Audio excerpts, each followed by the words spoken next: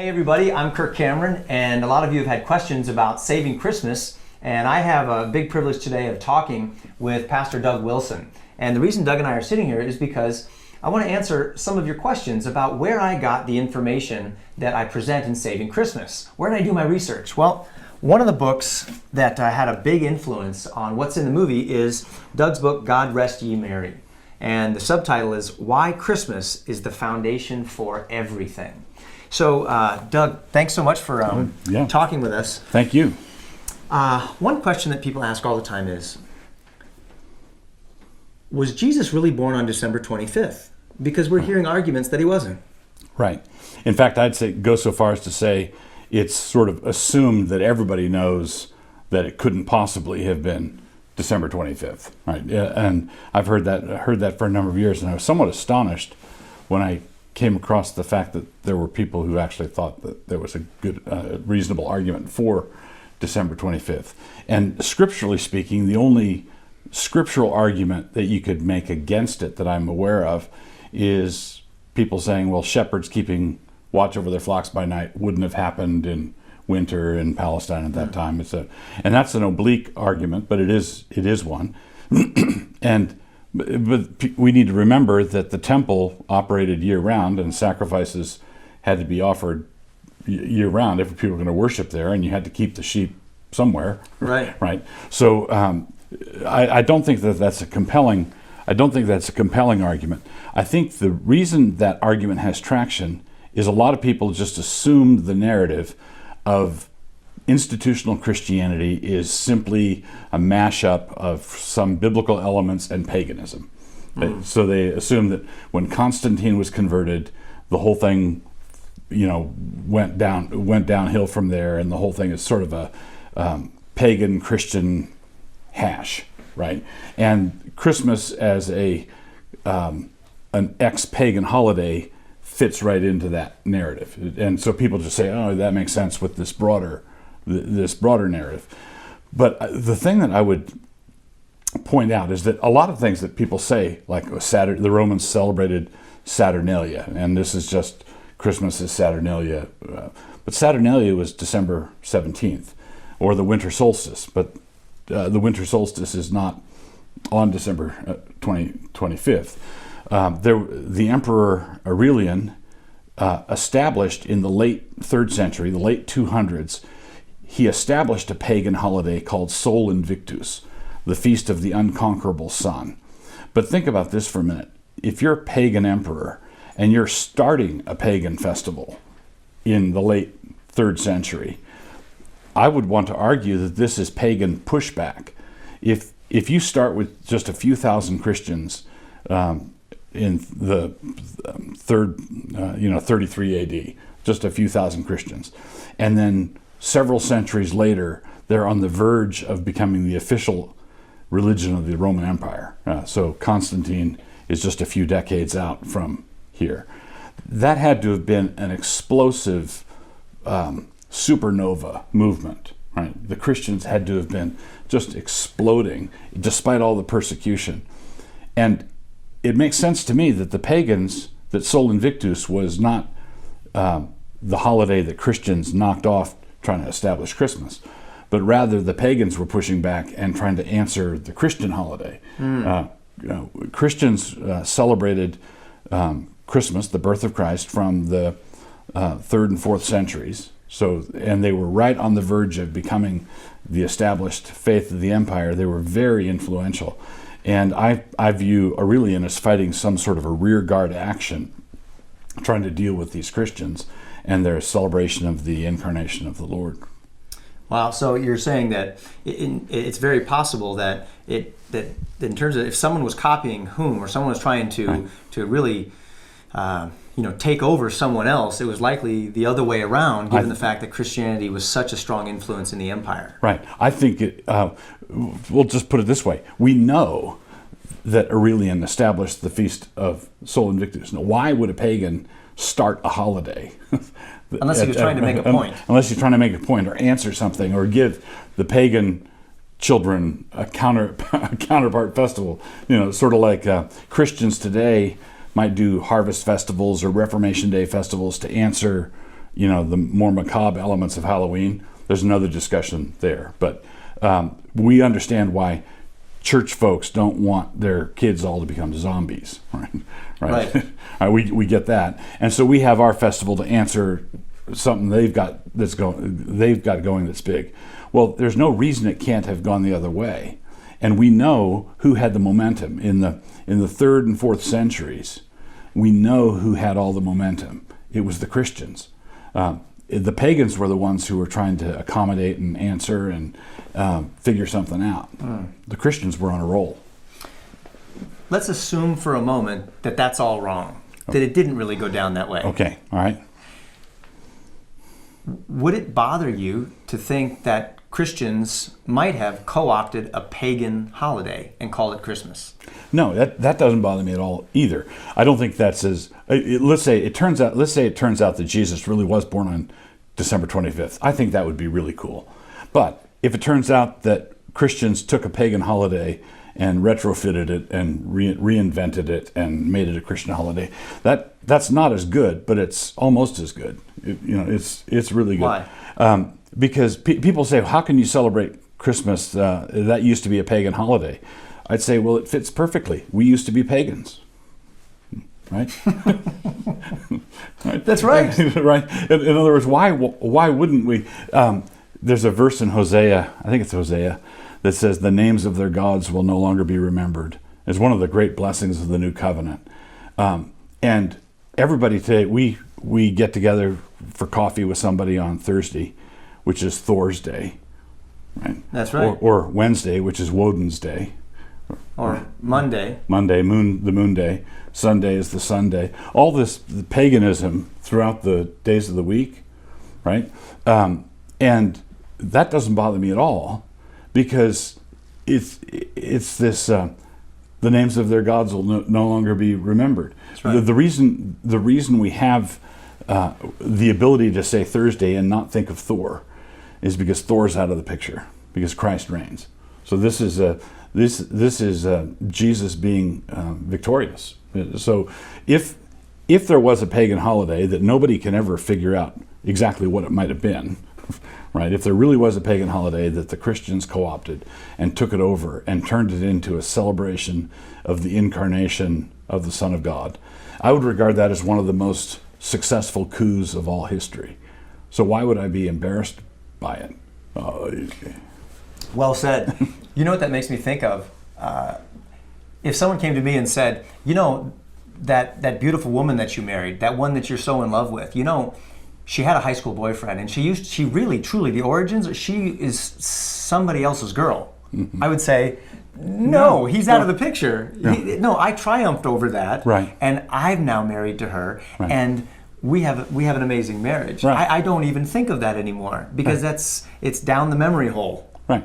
Exactly. So same with Christmas. Now, same with Christmas. Now, we want to make sure that when we're talking about this, that we don't that we're not seen as saying something that's really, really foolish. I don't want people picturing ancient Romans in togas walking around the streets of Rome singing silver bells or sending Christmas cards to each other. There are certain cultural trappings of Christmas that I really enjoy. I think that we should embrace them. It's part of our celebration, but we don't have to project it back into the centuries. We see Christmas is a holiday that grew, right? Well, that's fine, because it represents the empire of one whose government, the increase of his government will have no end. The holiday is just like the king. This is the birthday of the king is like the government of the king. It doesn't stop growing. That's right. And so it shouldn't surprise us that it looks different today than it would have back in the 4th or 5th century. Right, absolutely. It's going to look different. But the heart of it, celebrating the incarnation, celebrating the birth of the Christ, celebrating the culmination of all God's promises through the Old Testament, come down to this one moment. It's just amazing. That's just one aspect of God Rest You Merry. Why do you say that Christmas is the foundation for everything? Well, because Jesus couldn't have died on the cross if he didn't have a body. God became a man in order to be able to die, right? He became a man in order to become the new head of a new human race. So Paul tells us that Christ is an Adam. So the first Adam wrecked the human race, and the second Adam reinvented the human race. So and he did that by dying, by being buried in the tomb, and by coming back from the dead on the third day. In order to have any of that happen, death, burial, and resurrection, which Paul tells us is the gospel, Jesus had to have a body to do it with, right? In heaven, as the eternal Word of God, he's immortal. He can't die. He can't suffer the pains of death. He becomes a man. He's born of a virgin, born under the law. When the incarnation happened, it was the most stupendous miracle that can be imagined, right? How can the infinite God become a finite man where there's human nature and divine nature joined in one person, but the natures aren't commingled, but the person, Jesus of Nazareth, is the point of unity. That was a staggering miracle, and it was the miracle that God needed to do in order for Jesus to have a body, in order for Jesus to be a man, to be a man so that he could live a perfect sinless life, die on the cross for our sins, be buried. Without that, we have no salvation. If Christ is not truly a man, he cannot have died for me, because my sins are the sins of a man. I need a man to represent me. I need an Adam to represent me. And Christmas is where that happened. Christmas is how that happened. So that's why it's the foundation for everything. It's the foundation for the gospel. The incarnation is not the gospel itself. The death, burial, and resurrection of Christ is the gospel proper. But the incarnation is the foundation for the gospel. And in your book, you talk about how Christmas is the foundation for everything, and it really changes everything. Right. How does Christmas change politics? How does Christmas change science? How does Christmas change music and art? Right. First, you start with politics. With the secularists know how important it is, right? They oftentimes have a better grasp of how crucial this is than even Christians do. Christians sometimes think, well, it's a sweet time of year, and the family gets together, and we get together in our house and drink cocoa and read Luke 2, and then we do our thing. And I don't know why they're freaking out because somebody put a Christmas tree up at the county courthouse, right? Why are they freaking out? Well, because it all boils down to this: Christ is King. The Magi worship because they're coming. They came to celebrate the birth of a king. Right. A scepter is something I treat in the book. The Magi are from the East. They are Gentiles. I think it's almost certain that they're responding to Balaam's prophecy. Balaam is a Gentile prophet, not a Hebrew. And he's predicted that a scepter will rise in Jacob. Right? A king is coming. And Balaam identifies it with a star. All right. So then when the Magi see the star, they come. Well, their nobility, their aristocratic guests, gold, frankincense, and myrrh are regal gifts offered to a king. This catches Herod's notice. Right? The existing king is worried.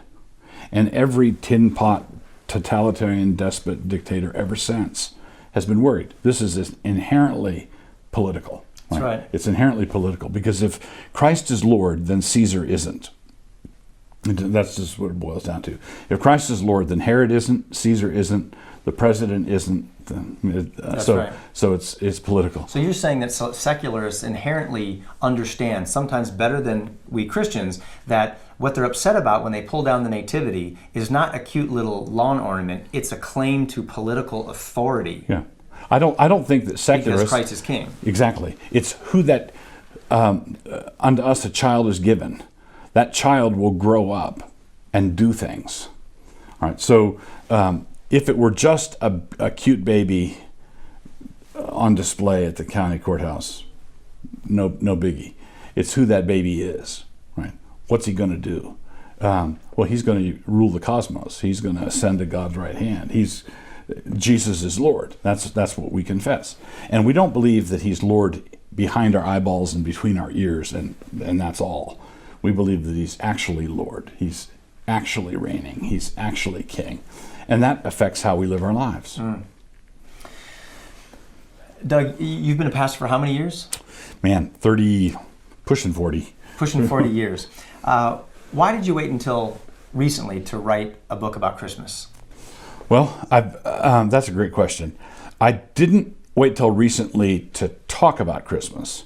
What I've done for many years is in our church we follow I would describe it as a rudimentary church calendar. So many modern Christians have just gone along with the civil religion, where we define our lives in terms of Memorial Day, the 4th of July, Labor Day, right? Right. And nothing wrong, and I have no beef against civil holidays. They're fine. But a holiday is a holy day. And if we want to be Christians who live our lives for Christ, then it's not just my money and my resources and my house and my job that should be lived for Christ. It should be my time and how I measure time, how I mark time. So I think it's wonderful that we live, we divide up human history in BC and AD, before Christ, and Anno Domini, year of our Lord.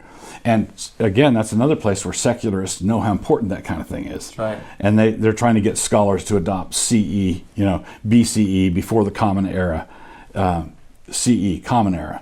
And I'll just say, fine, I'll go with that, but I'll just call it Christ's Empire, before Christ's Empire and Christ's Empire. They know how important that is. Well, I've been in our church calendar. We mark Christmas and Good Friday and Easter and Ascension and Pentecost, what the Reformers called the 5 evangelical feast days. So we do that, but we don't ever want to do it on autopilot. We want to do it because we've thought it through. We want to be biblical Christians, thinking Christians, and we want to have our faith and our marking of time in this way biblically grounded.